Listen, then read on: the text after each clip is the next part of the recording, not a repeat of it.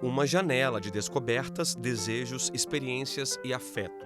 Do nascimento até os 6 anos de idade, as experiências das crianças terão impacto por toda a vida. Primeira infância é o assunto do Repórter Justiça de hoje. Do nascimento até o 1º ano é o boom do psicomotor, né, do sensório motor. Então a criança explora oralmente, aprende a andar, a se deslocar no espaço. Do 1º ano de vida até o 3º ano de vida é um boom de linguagem.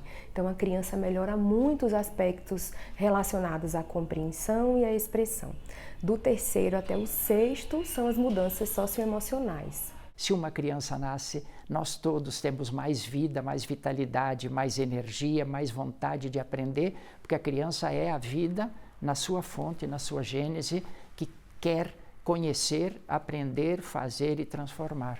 Então, essa dimensão da socialidade, da integralidade no conjunto é fundamental no cuidado da criança. Na primeira infância, o cérebro está todo vapor para aprendizado e é sensível a mudanças, adaptações e estímulos que recebe. De acordo com a neurociência, as células cerebrais chegam a fazer até 1 milhão de novas conexões por segundo. Isso não acontece em outras fases. Essas conexões são importantes para toda a aprendizagem futura, porque estão relacionadas às habilidades emocionais, cognitivas e sociais. A neuropsicóloga explica que a primeira infância é dividida em 3 fases. A primeira abrange o nascimento até o 1º ano de vida, no qual eu observo modificações motoras acontecendo maciçamente. Entre o 1º ano de vida e o 3º, mudanças relacionadas à linguagem, tanto expressiva quanto receptiva, e do 3º até o 6º, as grandes modificações comportamentais e sociocognitivas. No final da primeira infância, a criança está pronta para começar o processo de alfabetização. Cuidado, amor, valores, interação, respeito.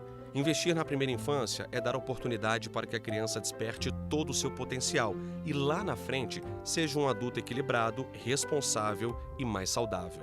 Quando a gente tem uma criança muito bem cuidada e protegida do ponto de vista não só neurológico, mas também socioemocional, a gente consegue instrumentalizar ela para ser um adulto mais capaz, com mais percepção do seu potencial, com autoestima mais alimentada. Se eu tenho um adulto com essa composição, eu tenho um adulto com maiores chances de ser produtivo no trabalho, um melhor pai, um melhor filho, um melhor adulto, com a entrada social mais positiva e menos patológica, digamos assim. A Lei 13.257 de 2016, conhecida como Marco Legal da Primeira Infância, complementou o Estatuto da Criança e do Adolescente, compreendendo esse período até os 6 anos de idade como o mais importante e relevante na formação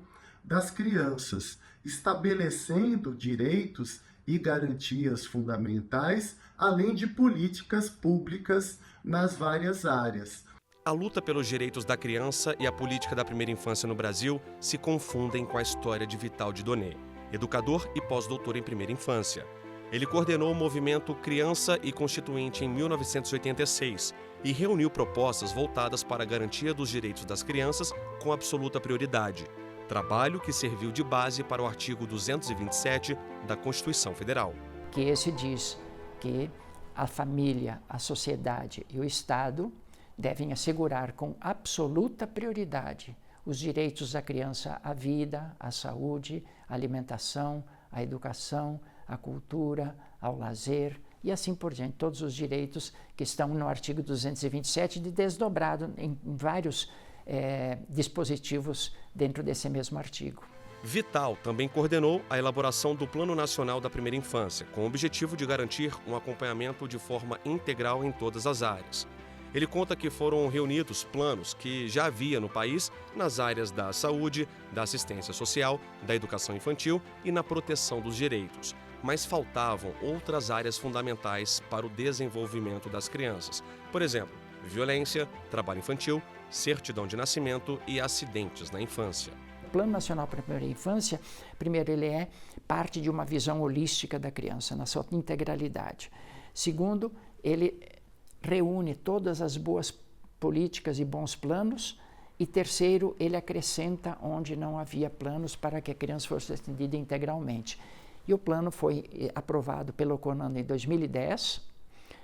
Em 2020, nós fizemos uma revisão e atualização e estendida até 2030, que coincide com o término dos Objetivos de Desenvolvimento Sustentável, né? Avanços e conquistas importantes, mas ainda distante de um cenário ideal. Crianças precisam de cuidado e educação para se desenvolverem plenamente em aspectos físico, psicológico, intelectual e social. Nesse universo de crianças, a gente não pode esquecer ninguém e tem que lembrar principalmente das crianças pobres, das crianças excluídas, crianças que não estão tendo a chance de uma boa instrução, uma boa escola, um bom atendimento, boa alimentação, uma boa convivência social.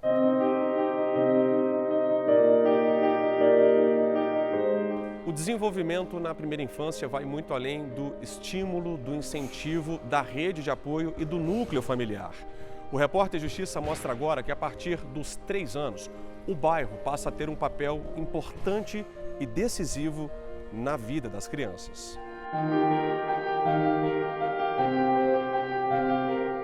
O estudo é do Núcleo Ciência pela Infância, com apoio de pesquisadores brasileiros, universidades e ONGs.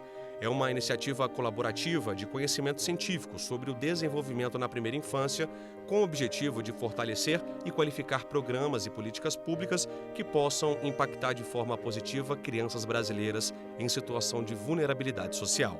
De acordo com os pesquisadores, o bairro ideal para a criança morar deve ter creches, escolas, centros de saúde, espaços de convívio e de lazer em uma distância entre 400 e 800 metros, para que a criança consiga, por exemplo, ter acesso a todos esses espaços em uma caminhada de até 15 minutos. Mas essa não é a realidade da família da Jaqueline. A gente não tem praça, a gente não tem parque, a gente tem uma quadra coberta, que é o que a gente tem. E a limpeza, a gente que se organiza, a gente faz um mutirão com a comunidade, faz uma limpeza para as crianças ficar mais tranquilas. A gente tem relatos grandes aqui de crianças que têm que pegar ônibus para estudar em outra escola, porque eles não têm vaga aqui suficiente para todo mundo.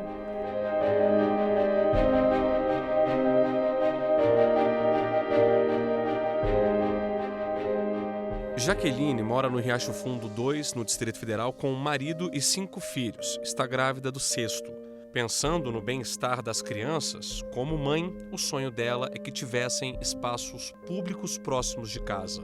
Eu gostaria que do lado da quadra tivesse um parque, para a primeira infância mesmo, para as crianças de 2, 3, 4 anos brincar, se divertir, a gente poder sair de casa e levar, acompanhar, né, voltar para casa tranquilo. E a gente não tem. As crianças brincam na rua, que acumula sujeira, e há o risco de acontecer um acidente.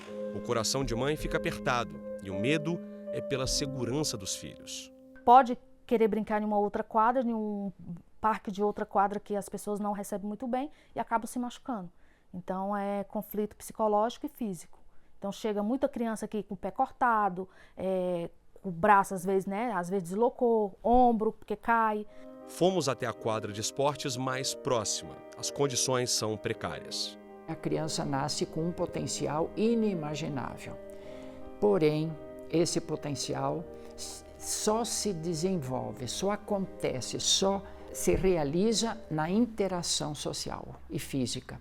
Então, o meio físico e meio social é tão importante quanto a carga genética que uma criança traz. A renda da família é baixa e raramente Jaqueline consegue proporcionar aos filhos um lazer de qualidade, porque pesa no bolso. Essa é a parte que mais dói. Quando ela chega e fala, mãe, vamos para uma piscina, aí eu, pra onde? Mãe, vamos para um clube? Pra onde? Porque se não tiver dinheiro, você não tem acesso. Tem que ter o recurso. Se é um recurso, você não tem acesso. Aí tem os passeios da escola. Passeio da escola hoje não sai menos de R$60. Ela vai ter um passeio agora, recente na escola, ela, mãe, paga meu passeio, paga meu passeio. R$60 pra menina ir para um lazer, que é praticamente dentro da escola, para tomar banho de piscina, e tem que pagar. Então, aí eu pergunto, que lazer é esse? As pesquisas são categóricas em dizer a criança que passa problemas, privações muito sérias, sejam físicas, sejam afetivas, sejam sociais, ela terá um déficit, um gap, um vazio na sua vida que depois é muito mais difícil preencher, muito mais complicado, mais demorado e já depois de um dano ter sido causado. No próximo bloco, a repórter Renata Teodoro mostra a importância do brincar na primeira infância. A gente volta já.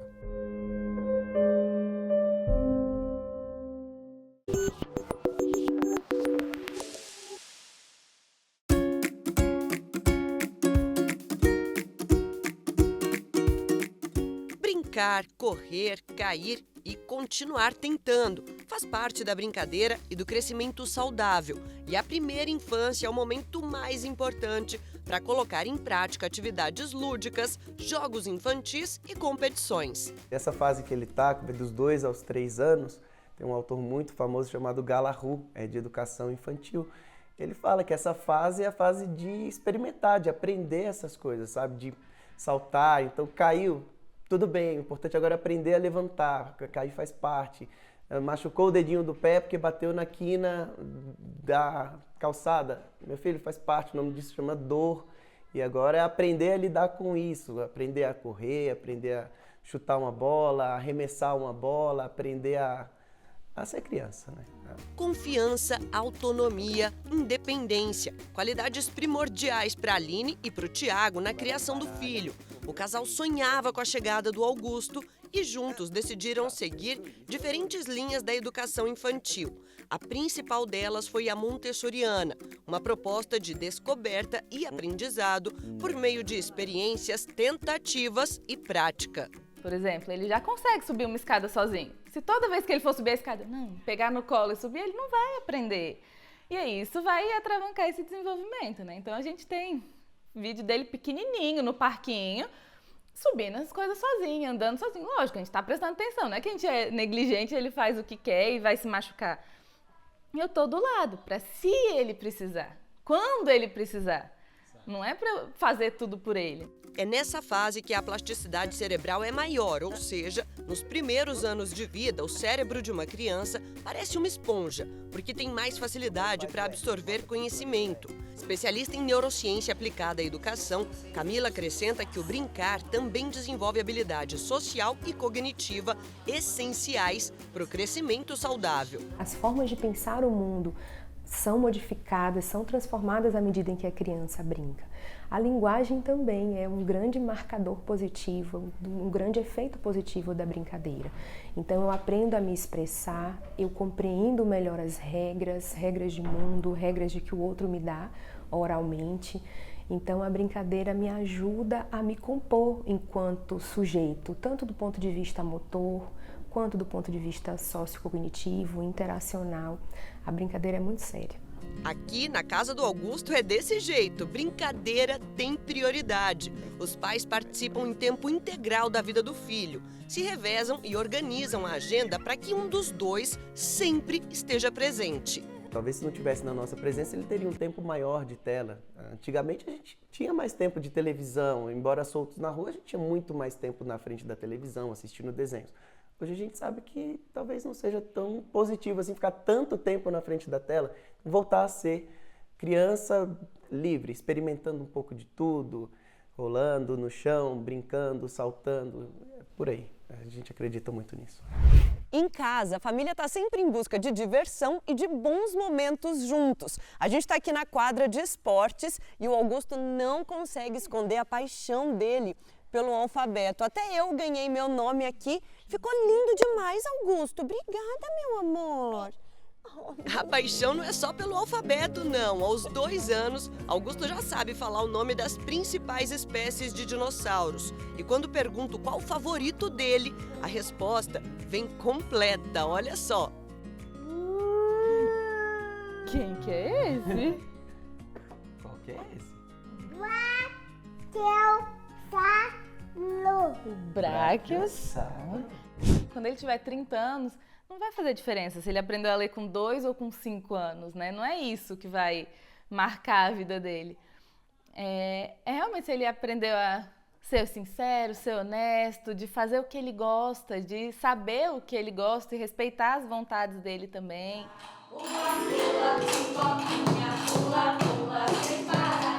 Música, atividades lúdicas e brincadeiras que proporcionam experiências. Estamos em Brasília e viemos conhecer o programa Educação Precoce, da Rede Pública do Distrito Federal. Bom dia, Arthur, como vai, Arthur? Por aqui, crianças de 0 a 3 anos e 11 meses que tenham qualquer tipo de atraso no desenvolvimento recebem atendimento especializado, formado por uma equipe multidisciplinar com pedagogos e profissionais da educação física. O trabalho é feito por meio do brincar. Então, por meio da brincadeira, a gente estimula a linguagem, estimula a área socioafetiva, emocional, a área motora, né, de toda a parte física.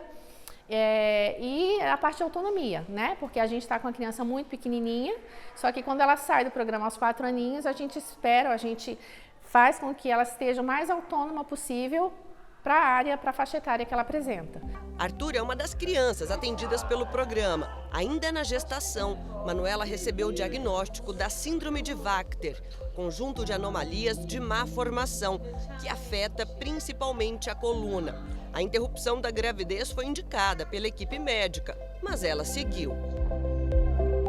Os 5 primeiros meses de vida foram na UTI, sem possibilidades de desenvolvimento. Foi também onde a mãe escutou pela primeira vez sobre educação precoce. Manuela não perdeu tempo e assim que Arthur recebeu alta, passou a ser atendido pelo programa da Secretaria de Saúde do DF.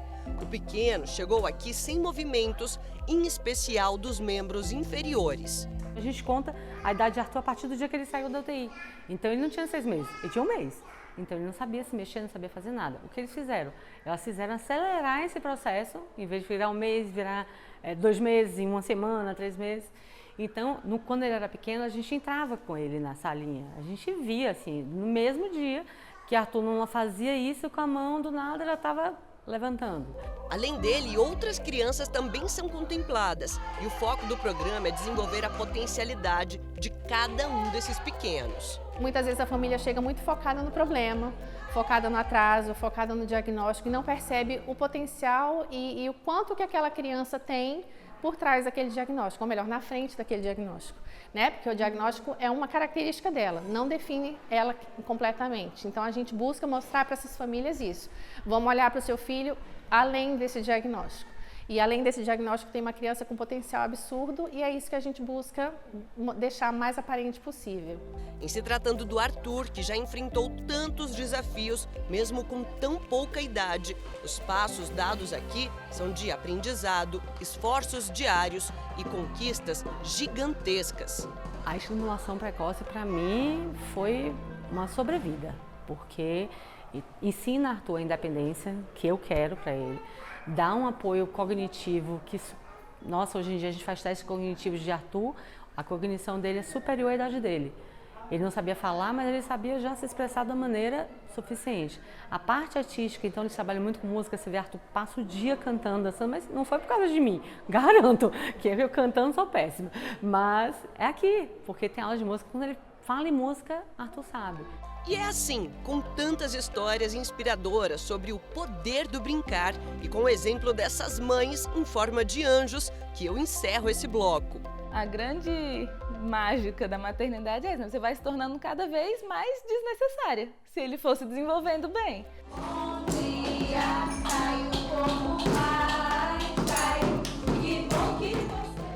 E você que está aí acompanhando o nosso programa, fica comigo mais um pouquinho. Eu volto já já para falar de outros projetos com histórias incríveis, inspiradoras. Não saia daí!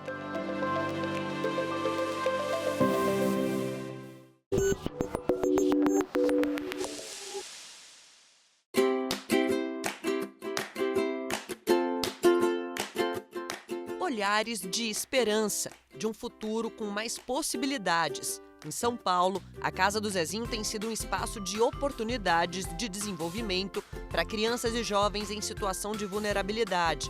Com uma metodologia de ensino própria, a pedagogia da casa, chamada de arco-íris, parte do princípio de respeito à história e à cultura de cada um. A gente vai sempre buscando afinar o conceito, as práticas educacionais, o que é contemporâneo, ao que é funcional, ao chamado que vem colocando cada criança, cada jovem, cada adolescente cada vez melhor posturados perante as suas vidas. É nesse laboratório de convívio que a casa busca romper barreiras sociais e econômicas e criar condições para que cada um que passe por aqui possa sonhar com autonomia. Quando a gente olha essa educação, a gente reconhece a filosofia como parte integrante de toda a construção desse conhecimento e desenvolvimento dessas pessoinhas que são imensas no seu modo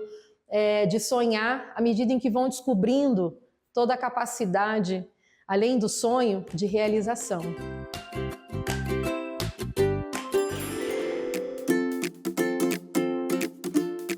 Em Brasília, outra iniciativa também prioriza a educação como base transformadora de oportunidades futuras. Viemos conhecer o projeto Integral de Vida Pró-Vida, um espaço em meio à natureza, feito para que eles possam se desenvolver, crescer, criar laços e voar. Aqui na base, nos primeiros dias, elas já começam a aprender a lidar com as outras crianças, né? Com diversos tipos de crianças, diversos tipos de comportamentos.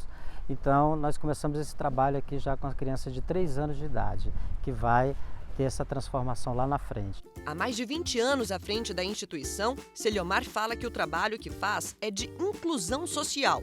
É apresentar um mundo de opções àqueles que não teriam oportunidades em casa ou na comunidade onde vivem. Por meio do projeto, as mais de 200 crianças assistidas desfrutam de um trabalho pedagógico de socialização entre atividades lúdicas, recreação, jogos infantis. E tudo isso é feito com a barriguinha cheia, porque estômago vazio não para em pé e por aqui não seria diferente. Por aqui o cardápio é todo pensado para eles e montado por uma nutricionista. Ao todo são 5 refeições durante o dia. Eu tô aqui com o cardápio da semana. Hoje é peixe frito. Que delícia! Eu quero saber como é que tá essa comidinha de vocês. Bom! Tá gostosa? Viu só? A comida tá aprovada e logo depois do lanchinho aqui do almoço vai ter sonequinha, não vai? Que delícia! É um dos momentos que eles mais gostam. Até quem já foi aluno, hoje está do outro lado da história. Daphne sempre quis voltar para cá como profissional. É muito gratificante saber de que eu estou fazendo parte do Provida, de que eu estou fazendo parte desse momento aqui agora com você, de que eu fui escolhida, de que eu estou crescendo. Para as crianças, de que eu fui aluna, agora eu sou sua tia, agora você pode me ver, talvez eu possa te incentivar a continuar o mesmo. É muito prazeroso saber disso. É dar asas à imaginação, é despertar o interesse pela leitura, pelas histórias que tocam o coraçãozinho de cada um. Para além disso, é garantir que elas, crianças, descubram aquilo que mais gostam e saibam se proteger. Ele reconhece a parte íntima dele, ele explica isso que ninguém pode tocar. Então, assim, você vê uma criança de 3 anos já ter essa consciência, essa proteção que o Provida tem. É um projeto de proteção mesmo contra a violência e um projeto de proteção com as crianças desse local. Acompanhar o crescimento desses pequenos e ensiná-los a como proteger o próprio corpo foi um dos trabalhos em que a Thaís mais dispensou energia, tempo e dedicação, mesmo diante de todos os desafios. Como que a gente te ensinar para a criança de 3 anos de idade que entra aqui no maternal a proteger o próprio corpinho? Então, nós começamos a trabalhar com materiais específicos, até que nós fechamos em 2022 uma parceria muito linda com a Patrícia Almeida, que é autora do Eu Me Protejo, e a cartilha dela foi o viés para desenvolvermos. O projeto, coordenado por ela, de prevenção de abuso sexual, ganhou o prêmio do Conselho Nacional de Justiça de Boas Práticas. Em 2019, nós fomos reconhecidos pelo Instituto Alana por desenvolver boas práticas na primeira infância, ganhamos o primeiro lugar no Distrito Federal e ainda no final do mesmo ano nós ganhamos em terceiro lugar no âmbito nacional, sendo avaliados pelo Conselho Nacional de Justiça. Foi uma grande honra para nós essas premiações. A iniciativa deu tão certo que o projeto ganhou ainda mais vida e se tornou política específica de proteção a crianças dentro e fora da instituição. Fizemos uma culminância desse trabalho, que foi a seleção de desenhos que as crianças produziram, mostrando o que elas aprenderam. E o resultado foi tão bonito que nós fizemos uma comissão de avaliação. Conselheiros tutelares, promotores de justiça que trabalham nessa área, toda essa articulação foi feita. Eles tiveram acesso a esses desenhos, selecionaram uma amostra desses desenhos, eles viraram botões com as falas das crianças e foram distribuídos entre a regional de ensino, professores e educadores. Diante desse cenário, o Judiciário também cumpre papel fundamental quanto às ações de incentivo relacionadas aos cuidados com a primeira infância. Neste ano, o ministro Luiz Roberto Barroso lançou a campanha Se Renda à Infância, para estimular a doação de parte do imposto de renda a fundos específicos de amparo à primeira infância. Ressaltou ainda a importância de medidas que garantam mais oportunidades a esses jovens. Os recursos são revertidos em ações concretas voltadas ao financiamento de projetos de proteção e defesa dos direitos da criança e do adolescente em variadas áreas, entre elas a promoção da saúde, com a manutenção ou a construção de hospitais, da educação, com capacitação de adolescentes e jovens para o mercado de trabalho ou ainda no combate à violência ao trabalho infantil e numerosas outras. Ações que reforçam o compromisso do Poder Judiciário com a primeira infância para um futuro melhor. Estar com uma criança diante de você e ser responsável, copartícipe do desenvolvimento dela é algo muito nobre e grandioso. Não se faz de qualquer forma. Então, hoje, poder trabalhar não só com as crianças daqui, numa instituição com a qual eu me identifico, que eu tanto amo, mas poder levar para outros profissionais que vão alcançar outras crianças, não tem preço. É um senso de realização muito grande. É sentir-se útil para a sociedade também, com certeza.